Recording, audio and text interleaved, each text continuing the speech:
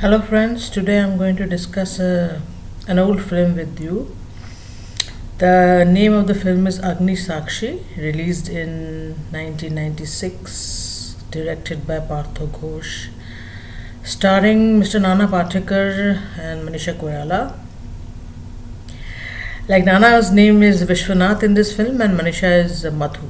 Okay, so Nana has been shown in this film as a rather bad husband, in a sense that he used to beat his wife, he was violent, he was a wife beater, he was suspicious of her, he suspected, well, like if she went out for shopping and when she came back and her husband used to ask her कितना देर क्यों लग गया, क्या क्या shopping किया, कितना देर लगता है, like he wanted the हिसाब of even 3 or 4 minutes that she was away from home.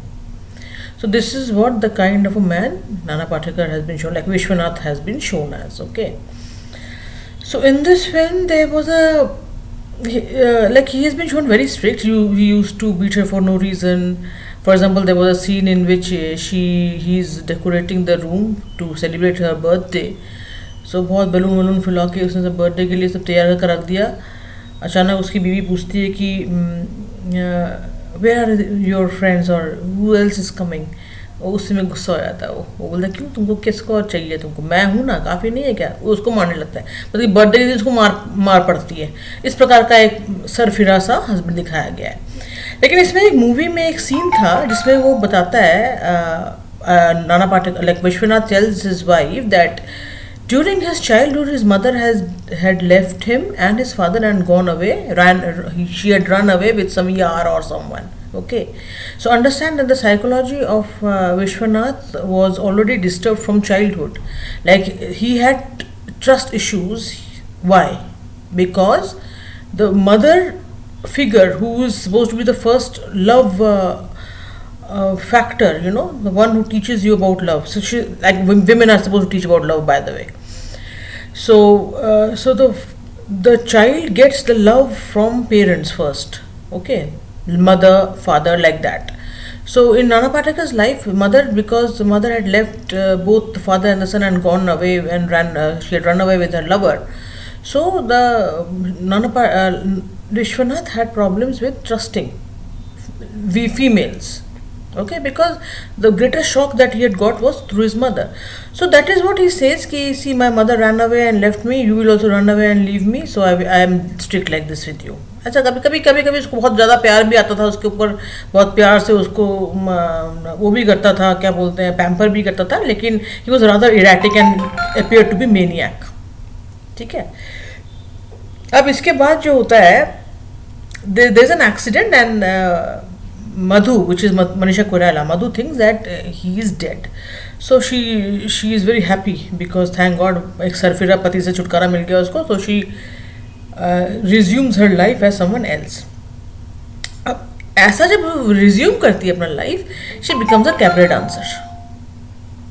अब बताइए कि भैया टांग वांग खोल के वो एक गाना है बहुत फेमस, तब के ज़माने का आइटम नंबर होगा वो. तब के ज़माने में आइटम नंबर बोल कुछ था, होता नहीं था 1996 में.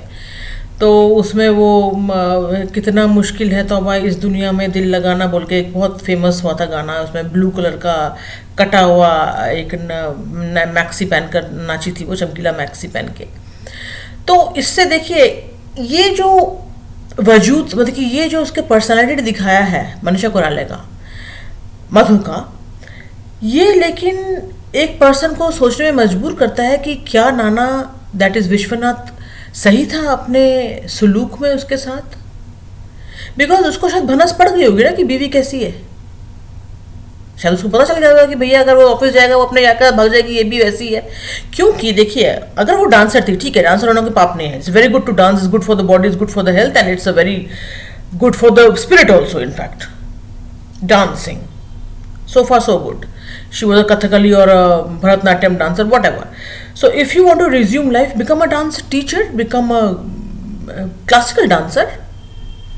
तुम सीधा कैबा डांसर में चलेगी बनने, होटल में नाचने के लिए, मर्दों के सामने, स्लीजी पिग्स के सामने जो ड्रिंक करके लड़कियों को तारते हैं. तो इससे पता चलता है कि भैया फिर तो विश्वनाथ जी तो ठीक ही थे. अपनी बीवी को अपने काबू में रखते थे. I am sorry to say this, it's may be coming out to be very rude, but think about it people. Think about why he behaved that way with his wife. He did not trust her, but was she trustworthy? Once she got her shoot, she becomes a cabaret dancer. So that means she had those ingredients in her, which Vishwanath had already understood. That is why he was so strict with her.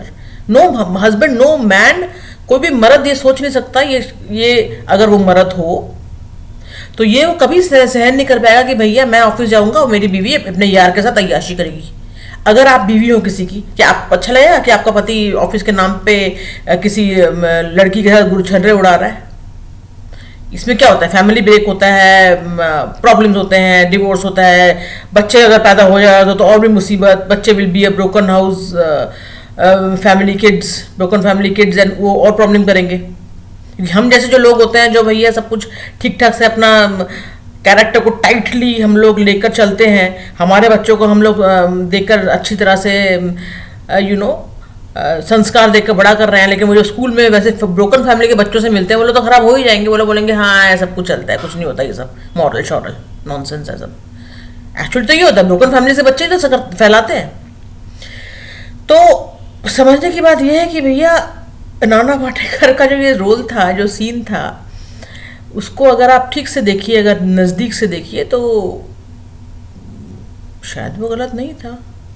बीवी after all बन गई ना cabaret dancer. छूट मिली तो बीवी cabaret dancer बन गई. मतलब कि she had that ingredients in her which नाना वाज चेकिंग. सो इसको आप कहते हैं कि भैया रावण बनाए जोड़ी, तुम कौआ तो तुम्हें मिलेगी कौवी. कुछ ऐसा ही समझ लीजिए. कहावत एक्चुअली राम बनाए जोड़ी है, लेकिन राम जी के सपोर्टर होंगे तब आपको आपकी जोड़ी राम जी बनाएंगे ना. अभी आप अगर रावण के सपोर्टर हैं तो आपकी जोड़ी रावण ही बनाएंगे. यही सही मायने में ठीक है. इसीलिए पीपल, मैं हमेशा ये जो मॉरल, मेरे फ्रेंड्स भी इनफैक्ट मेरे से तंग आ गए हैं, बोलते हैं कि तुम ज़्यादा बहुत मॉरल पुलिसिंग करने की कोशिश कर रहे हो, morality and all that stuff. But see, if there is no morality, lack of morality, if you are not morally strong, morally upright अगर नहीं, and it applies to both males and females. ऐसा नहीं है कि सिर्फ women को ही morally upright होना है एंड मेन कैन बी लफंगा टू द पार इन्फिनिटी. ऐसा नहीं होता, क्योंकि गाड़ी जो है वो दो पहिए हैं, दो पहियों से चलती है.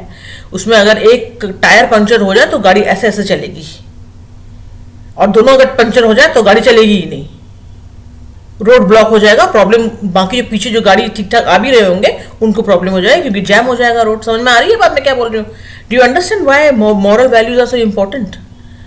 सो please watch this film Agnisakshi again if you have the time, and understand what I am saying is right or not. Should we be morally upright or not?